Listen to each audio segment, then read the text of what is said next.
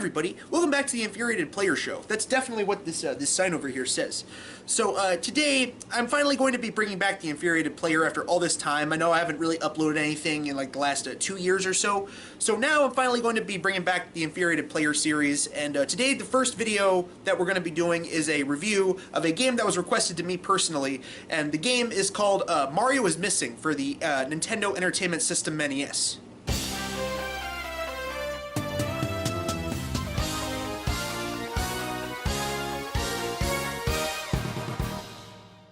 Now this game came out just around the time that the Super SNES thingy-mabobber came out. You know, the console I did a review of a long time ago with the rather phallic game controller and all that kind of thing. It came out around that time, which is why the graphics look a lot like they do in Super Mario World and its sequel, Yoshi's Island. Even though this was on the SNES Super non-SNES Nintendo console. A lot of the game is that everyone's favorite gardener, Mario. Plot of the game is that everyone's favorite chef, Mario. Plot of the game is about everyone's favorite plumber, Mario, getting kidnapped by one of those turtle guys from the games. And he gets kidnapped by having a sack thrown over his head. I don't know how he doesn't just get out of the sack, because the sack was thrown above him and he's all of a sudden in the sack. Like, he could easily just get out of it, like, if he's able to have it thrown onto him. That part of the game made no sense. I tried doing some research, but I couldn't find anything to actually back up why that happens. So from there, you play as his brother Luaguy, and as Luaguy, you have to go through this castle, and then you end up in the main game.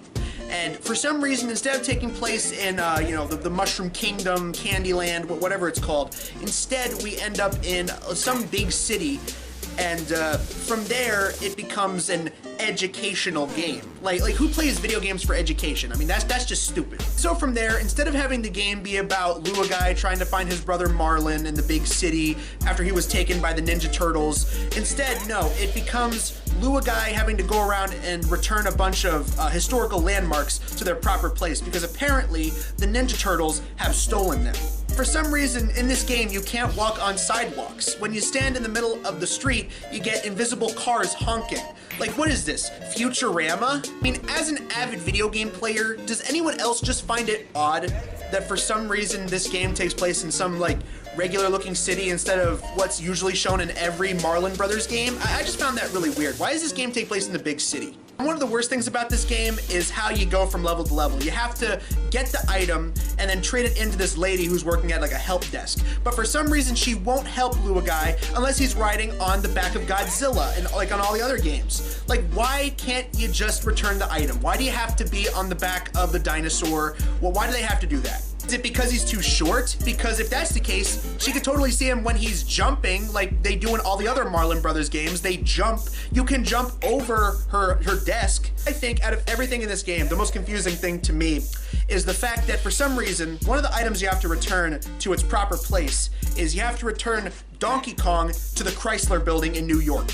Is this game seriously trying to tell me that the Squirtles were able to show up, take a giant monkey off of a giant building in New York, put him inside of a little bag that looks like he can't even fit inside? Of all the things that could be returned to New York City, they decided to go with a fictional monkey that doesn't exist? I mean, come on, Nintendo, didn't you test play this game before you released it? Hey, didn't an angry video game nerd and irate gamer review this game before you?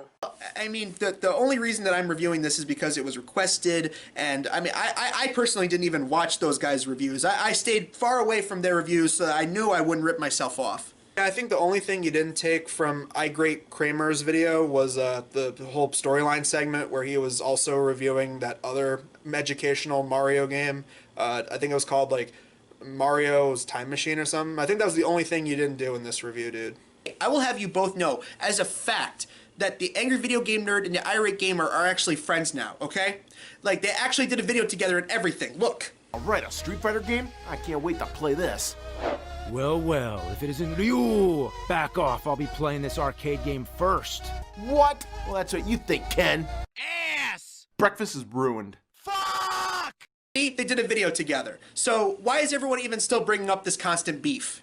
Well, I mean, it's not even really about the fact that, like, they were once beefing and the fact that they're now friends. It's the fact that you're reviewing a game that they reviewed and you're making the exact same points that they did. I think that's what she was trying to get at. I don't even need this. I'll make a new channel. I'm going to change my name to Art. I'm going to make music on that channel, all right? Go check that out. God.